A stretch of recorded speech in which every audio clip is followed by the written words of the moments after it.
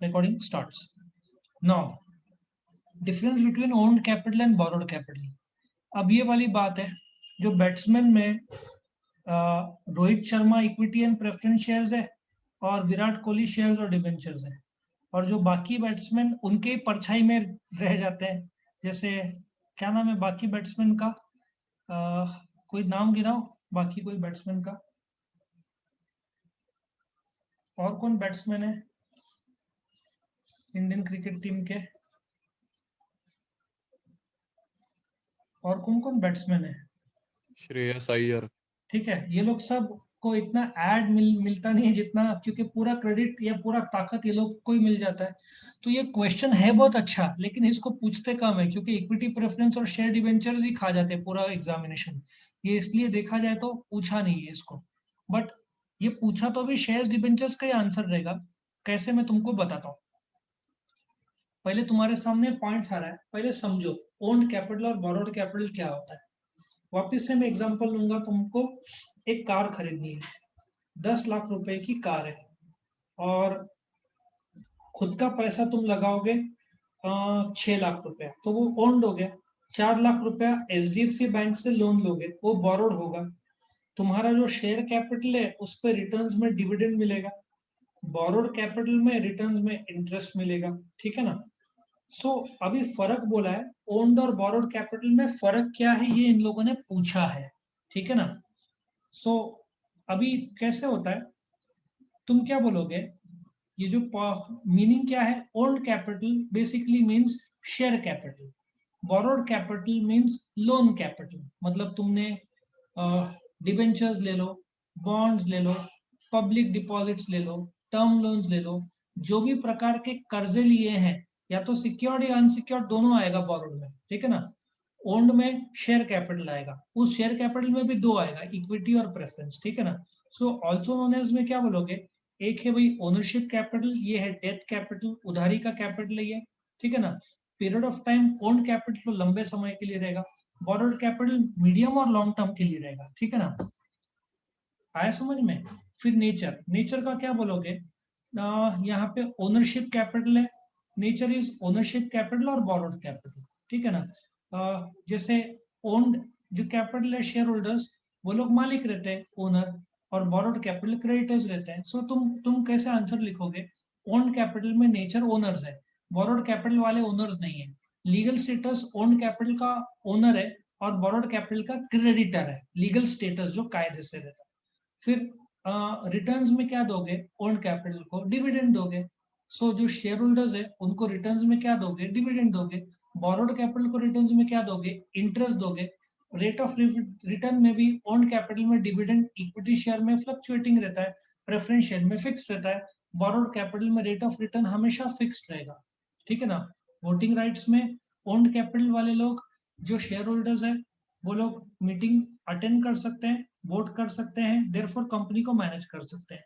Borrowed capital वाले creditor है, वो लोग कंपनी को ओन नहीं कर सकते, मैनेज नहीं कर सकते, देयरफॉर मीटिंग अटेंड नहीं कर सकते हैं। अल्टीमेटली वो लोग को वोटिंग राइट्स मिलता ही नहीं है।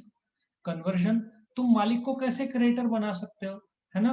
वो वाली बात है। तुम्हारा खुद का घर है, तुम कैसे भाड़ेकरी बनोगे? भाड़ेकरी वाला तुमसे घर खरीद सकता है, बट तुम खुद का घर है तो कैसे भाड़ेकरी बनोगे? वही वाली बात है। ओन्ड कैपिटल वाले बोरोड कैपिटल में कन्वर्ट नहीं हो सकते, बट बोरोड कैपिटल वाले ओन्ड कैपिटल में कन्वर्ट हो सकते हैं। बराबर है ना? कन्वर्जन अलाउड है। फिर रिटर्न ऑफ कैपिटल, जब कंपनी बंद होता है तो मुझे बताओ पहले पैसा किसको दोगे? कर्जे को दोगे कि मालिक को दोगे? कायदे के हिसाब से पर्सनली तो मालिक खुद ही बोलेगा, लेकिन कायदा क्या बोलता है? पहले कैपिटल किसको दोगे? बोरोड कैपिटल को दोगे कि ओन्ड कैपिटल को दोगे? बताओ, कॉमन सेंस लगाओ, जवाब दो। Borrowed capital. बोरोड कैपिटल पहले कर्जदार, उसमें भी बोरोड कैपिटल में पहले सिक्योर्ड आएगा, अनसिक्योर्ड आएगा कायदे से। और देखा जाए तो बोरोड कैपिटल में भी पहले गवर्नमेंट का कर्जा आएगा, तो गवर्नमेंट का टैक्स पहले भरना पड़ेगा। मतलब डिवेंचर से भी पहले गवर्नमेंट आएगा, गवर्नमेंट के बाद सिक्योर्ड लोन आएगा, फिर अनसिक्योर्ड लोन आएगा, फिर तुम्हारा प्रेफरेंस आएगा, फिर इक्विटी आएगा। तो इसलिए ये प्रोसीजर को 10-15-20 साल लग जाता है, ऐसे भी है। हालांकि आजकल टेक्नोलॉजी बहुत आगे आ गया तो इतना टाइम नहीं लगेगा आज के तारीख में, लेकिन फिर भी 2-4 साल कहीं नहीं गया। ठीक है? रिटर्न ऑफ कैपिटल पहले इसको, बोरोड को लास्ट में, ओन्ड को। पोजीशन ऑन लिक्विडेशन, जब कंपनी बंद हो जाती है, लाइन में पहले बोरोड खड़े रहेंगे, लास्ट में ओन्ड खड़े रहेंगे। फिर position on company balance sheet, जैसे मैंने बताया कमरा, बोरोड कैपिटल वाले या तो सिक्योर्ड लोन में होंगे या तो अनसिक्योर्ड लोन के रूम में होंगे। ओन्ड कैपिटल वाले शेयर कैपिटल के रूम में रहेंगे, मतलब रूम अलग है दोनों के। एक ओनर है तो उसका रूम अलग है। जैसे तुम्हारा गेस्ट रूम रहता है, ठीक है ना, तुम्हारे घर पे जो रूम्स रहते हैं, गेस्ट तुम नॉर्मल जो अपने रूम में सोओगे, लेकिन गेस्ट के लिए तुम अलग से रूम रखोगे यदि है तो, ठीक है ना। पोजीशन इन बता दिया। सिक्योरिटी, बोरोड कैपिटल में डिवेंचर सिक्योर्ड रहता है, बाकी बॉन्ड्स अनसिक्योर्ड रहता है, ठीक है ना। ओन्ड कैपिटल जो रहता है वो शेयर कैपिटल रहता है, तो ओन्ड कैपिटल सिक्योर्ड कभी नहीं रहता। तुम जब शेयर्स का पैसा दोगे तो तू गिरवी कंपनी कुछ भी नहीं देगी। मालिक खुद को कैसे गिरवी रख सकता है, मालिक है ना घर का, तो घर को कैसे गिरवी रखेगा मालिक, वो तो खुद का घर है। हाँ, बोरोड जिसने कर्जा दिया है वो बाहर का आदमी है, ओन्ड कैपिटल अंदर का आदमी है, बाहर का आदमी गिरवी जरूर रखेगा, बाहर का आदमी नहीं। Security forfeited. खुद का घर तुम कैसे जब्त कर सकते हो, ओन कैपिटल में जब्ती पॉसिबल नहीं है। बोरोड कैपिटल, एचडीएफसी बैंक ने तुमको कर्जा दिया है, तुमने कार के लिए कर्जा का भुगतान नहीं किया तो वो आकर तुम्हारा कार लेके जा सकता है, द आंसर इज यस, जिसको फोरफिटेड बोलते हैं। एब्सोल्युटली यस, ठीक है ना। सो ये ओन्ड और बोरोड, इसको भी तुमको रट्टा मारने की जरूरत नहीं है, क्योंकि ये शेयर्स और डिबेंचर्स के ही पॉइंट्स है, ठीक है ना। सो इसका भी story same, Dolly beauty parlour. इसका मतलब डॉली ब्यूटी पार्लर का स्टोरी मैंने शेयर्स डिबेंचर्स में रखा है, शेयर्स बॉन्ड्स में रखा है, बॉन्ड्स का जो फीचर्स था, और ये ओन्ड और बोरोड कैपिटल तीसरी जगह पे रखा है। और ओरिजिनल डॉली ब्यूटी पार्लर की स्टोरी इक्विटी एंड प्रेफरेंस में तो था ही, तो 4 जगह पे स्टोरी का यूज किया है। देखो मीनिंग, ठीक है ना। जॉली की बहन डॉली रहती है, मेकअप के लिए बहुत टाइम लगाती है, पर उसका नेचर अच्छा रहता है, ठीक है ना। फिर सर्टिफिकेट याद है, बट सर्टिफिकेट का पॉइंट इसमें नहीं है। तुम हालांकि डाल सकते हो, बोरोड कैपिटल वालों को डिवेंचर सर्टिफिकेट या बॉन्ड सर्टिफिकेट देते हैं, शेयर होल्डर्स को शेयर सर्टिफिकेट देते हैं, वो लिख सकते हो चाहिए। फिर रिटर्न्स याद है ना, लेफ्ट हैंड साइड में ओनर था, लीगल स्टेटस ऑफ ओनर था, यहाँ पे ओनर बोला नहीं तो लीगल स्टेटस ऑफ ओनर बोला। राइट हैंड साइड में रिटर्न और रेट ऑफ रिटर्न था, तो ये दोनों पॉइंट आ जाएंगे।